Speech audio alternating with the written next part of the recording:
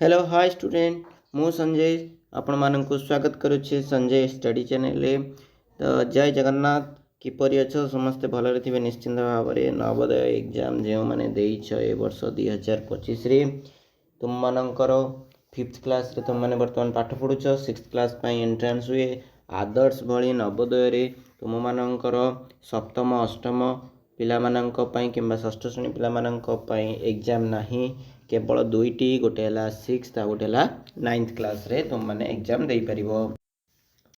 तो 6th class रे exam पाई तुम मानक केते मार्क देवा पई पड़िथो तो प्रथमे आम आलोचना करिबा 18 तारिख रे एग्जाम जो मैंने देइछंती से मानकर कट ऑफ केते जीवो केते मार्क रखिथिले से माने पाई परिबे। तो आसंतु वीडियोटी को प्रथम रु शेष पर्यंत देखिबा जहाँ पर कि सठिक इनफॉरमेशन आपण माने पाई परिबे। पिला माने तुम मानकर 100 मार्क पाई नवोदय केते मार्क पाई परीक्षा हुए ना 100 मार्क पाई परीक्षा हुए।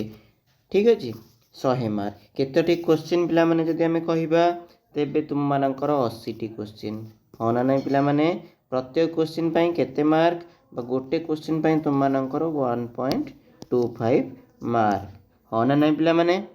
तो देख नवोदय जो परीक्षा दौच पिला माने एथिरे कंपटीशन बहुत अधिक कारण आदर्श रे तुमर कौन हुए पिला माने आदर्श रे टोटाल ऊपर जदि आमे कहिबा तेबे ब्लॉक वाइज तुम मानकर आदर्श स्कूल रही किंतु नवोदय स्कूल पिला माने नवोदय स्कूल कौन हुए ना तुम मानकर प्रति कोर्थ रहे ना डिस्ट्रिक्ट रे रही थाए प्रति डिस्ट्रिक्ट रही थाए। तो ब्लॉक संख्या रे केते पिला परीक्षा देबे आ डिस्ट हेले बहुत पिला परीक्षा देबे ना नहीं पिला माने। तो सेमती से माननकु मध्य जेहेतु देख पिला माने बहुत कटअप को अंचल रे जाई थे जदि आमे देखिबा पिला माने खोर्धा बोली देखिबा हैला खोर्धा विशेष करके खोर्धा कथा तुम माननकु प्रथमे कहूची पिला माने खोर्धा होची आम राजधानी रो जिला हाँ ना नहीं माने खोर्धा जिले में आम राजधानी अच्छी ना नहीं भुवनेश्वर जोटा कि आम कहे भुवनेश्वर कौ जिले में जाऊँगी खोर्धा जिले में जाऊँगी।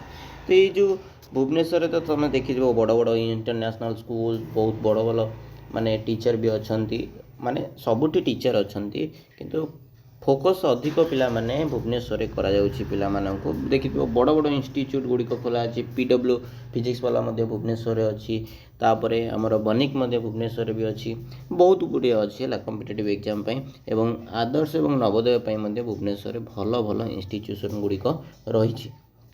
तो पिला माननकु सेही भଳି से माने गडी तोळुछंती आउ तुमर मध्य सेही भଳି तुम माननकर मध्य नवोदय रे मध्य से 80टी ही सीट रही पिला माने हैला ए वर्ष फेज 1 और फेज 2 तुम मानकर एग्जाम होउची। तो तुम माने जो माने जनवरी मासरे परीक्षा देइछ तुम मानकर रिजल्ट आसी जाइछि एवं तुम मानकर जदि आमे देखिबा तेबे cut of cone cut off केते जीवो। तो पिला माने जेउ माने कट ऑफ को हमरो चारि भाग रे डिस्ट्रीब्यूशन होईची कोन गोटे होची जनरल हैला आउडेला ओबीसी कहीं ना सेंट्रल पिला माने ओबीसी जदि तुम मानकर स्टेट गवर्नमेंट होता ताले कौन होता यहाँ एससीबीसी होता हैला एटा एससीबीसी होता जेहेतु यहाँ आमर स्टेट गवर्नमेंट से सॉरी सेंट्रल गवर्नमेंट से तुम मानकर कौन है एससीबीसी है ओके ए सॉरी ओबीसी है तापर पिला माने तुम मानकर कौन रही ना एससी अच्छी एवं एसटी अच्छी ओके।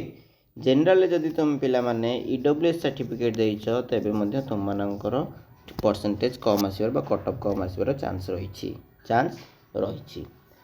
एवं आ गोटे कथा होची पिला माने एठी हमर रूरल एवं अर्बन मध्य रही कौन अर्बन कौन रूरल कौन जो पिला माने ग्रामांचल बास करुछंती सेमानंको आमे कौन कहबा जो पिला माने ग्रामांचल बास करुछंती सेमानंको रूरल बोली कहबा रूरल एरिया हैला एवं अर्बन एरिया कौन कहलो पिला माने सहरांचल अर्बन एरिया कहले सहरांचल जोटा कि सहर जेमति कि भुवनेश्वर हो पुरी हो खोर्धा सहर हो ब्रह्मपुर सहर हो ओके ये जो बड़ बड़ सहर मानकर तुमने जदि बास करुच कि तुम पौरपालिकार बास करुच तेबे सेमानंक पई मध्य कट ऑफ कौन हम पिला माने अलग जीव बुझीपारच कौन कहली। तो कट ऑफ भैरी करिवो तुम अर्बान रे अछ कि रूराल रे अछ, तुम जनरल कास्ट रहीच कि ओबीसी कास्ट रहीच कि एससी बीएसटी कास्ट रहीच कि एसटी कास्ट रहीच। तो ये डिफरेंस रहिबो तुम मानकर अर्बान एवं रूराल को नेकी।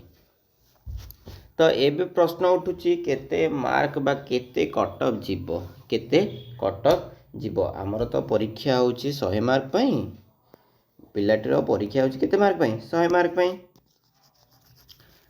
एथिरे माइनस मार्किंग अच्छी ना नहीं पिला माने नेगेटिव मार्किंग अच्छी कि नहीं, नेगेटिव मार्किंग नहीं।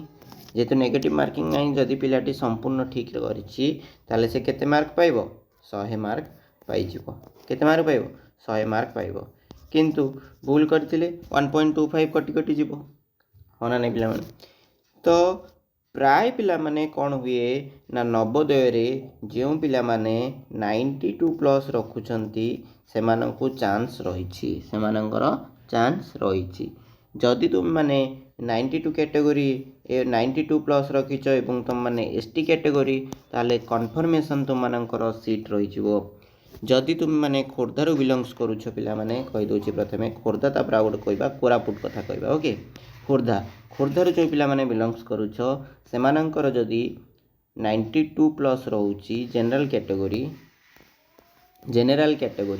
92+ एवं तुम मानकर जो ओबीसी रहिले ओबीसी 91.50+ एवं एससी पिला मानकर